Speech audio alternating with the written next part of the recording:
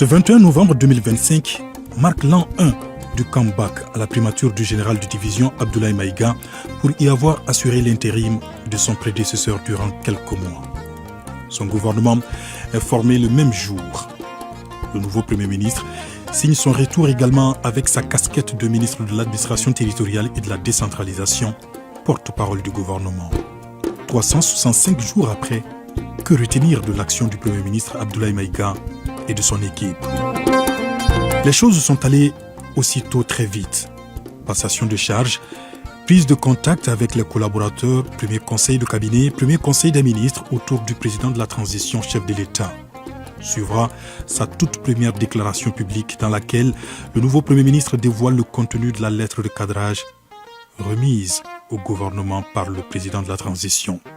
Le document comporte 8 domaines, à savoir la défense et la sécurité, la poursuite des réformes, notamment le secteur de la justice pour renforcer la lutte contre la corruption, la poursuite des réformes politiques et institutionnelles, la satisfaction des besoins élémentaires des populations grâce à une économie forte, l'amélioration de la couverture sanitaire et le développement d'un système de solidarité nationale, l'amélioration du système éducatif et l'emploi, notamment des jeunes, l'apaisement du climat social, le renforcement de la diplomatie pour défendre les intérêts nationaux, raffermir les relations de coopération avec les partenaires respectueux de notre souveraineté, protection des Maliens établis à l'extérieur et mise en œuvre diligente de la feuille de route de la Confédération des États du Sahel, AES, et enfin la création des conditions en vue d'élections transparentes et apaisées qui mettront un terme à la transition. Cette lettre de cadrage du chef de l'État servira par la suite de socle pour bâtir le plan d'action du gouvernement 2025-2026, un PAG adopté à l'unanimité par le Conseil national de transition. Le chef du gouvernement a pris les rênes de la primature dans un contexte de crise multiforme. Pas de temps à perdre. Il s'attaque d'abord à la brûlante crise énergétique, en se rendant 2 fois à EDM-SA et multipliant des rencontres techniques avec différents acteurs. Résultat, la fourniture d'électricité s'améliore nettement durant le mois de Ramadan. Des efforts consentis par le gouvernement et ses partenaires se poursuivent pour soulager les populations. Autre situation particulière suivie de près par le Premier ministre et son gouvernement, la perturbation de l'approvisionnement du pays en hydrocarbures. À la suite de multiples réunions interministérielles et d'échanges directs avec les acteurs concernés, un plan stratégique avec des mesures concrètes est mis en œuvre. Progressivement, un retour à la normale est constaté. La méthode Abdoulaye Maïga s'appelle aussi anticipation. En vue de prévenir les inondations à Bamako et à l'intérieur du pays, le chef du gouvernement active le mode de crise au SECOGEC, Centre de coordination et de gestion des crises. Il descend aussi sur le terrain pour lancer une vaste opération de curage des collecteurs et caniveaux. D'autres mesures pratiques ont permis de limiter considérablement les dégâts cette année. Le Premier ministre, c'est aussi le contact avec les populations. Au nom du président de la transition, il s'est rendu à l'intérieur du pays, plus précisément à Ségou, Marakakungo, Nyono, Debougou, Dioïla, Koutiala, San et Tombouctou. Dans ces localités, le chef du gouvernement a inauguré des infrastructures sportives et lancé différents projets de développement. Partout où il passe, le Premier ministre échange également avec les forces vives. Au plan diplomatique, le Premier ministre a reçu successivement à Bamako ses homologues du Niger et du Burkina Faso pour des visites officielles visant à renforcer les relations bilatérales et la Confédération AES. On retient également le déplacement du général de division Abdoulaye Maïga à Niamey et à Accra, où il a porté le message du président de la transition à ses homologues du Niger et du Ghana. Hors du continent, il a pris part à la 4e conférence des Nations Unies sur le développement à Séville en Espagne, à l'Expo Osaka 2025 au Japon et à la 3e conférence des Nations Unies sur les pays en développement sans littoral à Awaza au Turkménistan. Le chef du gouvernement a pris également part aux travaux de la 80e Assemblée générale des Nations Unies à New York aux États-Unis.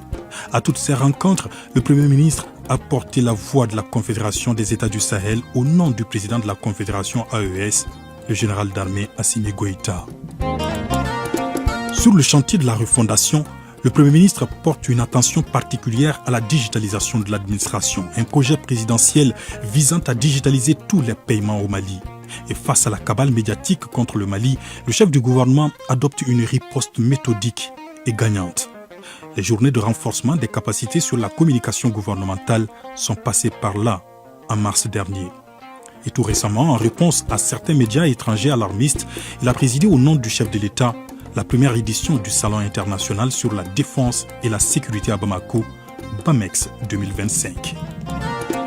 Le dialogue direct constitue un véritable outil de gouvernance pour le Premier ministre et son gouvernement. Il le prouve au quotidien à travers des rencontres régulières avec tous les segments de la société autour des défis de l'heure. Sa rencontre mensuelle avec le secteur privé en est une parfaite illustration. Le général de division Abdoulaye Maïga à la primature, c'est aussi une assistance aux plus vulnérables, d'où sa décision d'allouer les 2/3 de ses fonds de souveraineté aux œuvres sociales du président de la transition. Mais qu'en est-il du PAG 2025-2026, 6 mois après son adoption? Que d'activités réalisées ou en cours de réalisation.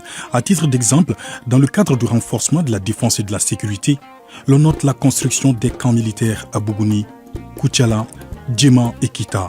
À cela s'ajoute l'opération Doukoloko en cours, qui vise à consolider les acquis sur le terrain en favorisant le retour de l'administration sur l'ensemble du territoire national. Concernant les réformes politiques et institutionnelles, l'on retient la création et l'opérationnalisation des organes du cadre institutionnel de la stratégie nationale de lutte contre la corruption. En ce qui concerne la satisfaction des besoins fondamentaux de la population, les prix des denrées alimentaires subventionnées sont restés stables. D'autres chiffres sont éloquents. 95 437 tonnes d'engrais ont été mises à la disposition de 151 649 exploitants agricoles. De plus, 1 379 743 bovins ont été vaccinés. 6 200 jeunes diplômés ont bénéficié de stages de formation professionnelle et de qualification. Dans le cadre de la couverture sanitaire, une opération est en cours pour contrôler la qualité des médicaments, des aliments, des eaux conditionnées et des boissons à l'importation et après distribution. Quant à l'amélioration du système éducatif, 2225 cantines des communes déclarées vulnérables et en insécurité alimentaire au fondamental 1 et 2 ont bénéficié de vivres. 815 enseignants contractuels dans les zones difficiles d'accès dues à l'insécurité ont bénéficié de subventions. En vue de renforcer l'apaisement du climat social dans le pays, des dialogues intra- et interreligieux ont été organisés et les autorités traditionnelles, coutumières et religieuses ont été formées sur les thématiques relatives au processus de paix et de cohésion sociale. 20 000 jeunes volontaires ont été aussi recrutés, formés et déployés dans les services publics, collectivités territoriales et privées. Au plan diplomatique, le gouvernement s'est attelé à renforcer la voix du Mali sur la scène internationale et à la reconnaissance de la Confédération AES par les partenaires bilatéraux et multilatéraux. Et enfin, sur les questions électorales, l'on note la relecture en cours de la loi portant charte des partis politiques. Toutes ces actions, faut-il le rappeler, s'inscrivent en droite ligne de la vision Malikouranieta Seraka Ben Sambafla Anibiwaroni Sabama et de la stratégie nationale pour l'émergence et le développement durable 2024-2033. Une vision chère au président Assimi Goïta.